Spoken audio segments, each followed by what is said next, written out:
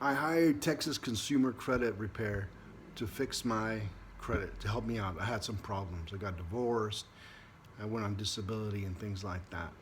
Well, they were blunt. They told me it was going to take hard work on my part, restraint, and it was going to consume some time. But it wasn't that hard. I did exactly what they told me, and I waited, at least 3 months and things like that, and my my score didn't go up gradually, little by little. It took some leaps and bounds, and before I knew it, my name is Mick Whistleman, and I'll tell you, before I knew it, I was approved, and I bought two brand new cars. One for my college-bound daughter, a Honda Civic, and I bought myself a Subaru Impreza, really nice, and that because I really needed a car that was automatic, and I got approved for everything.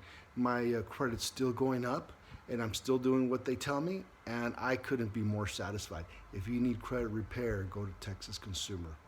Thank you guys. I really appreciate it.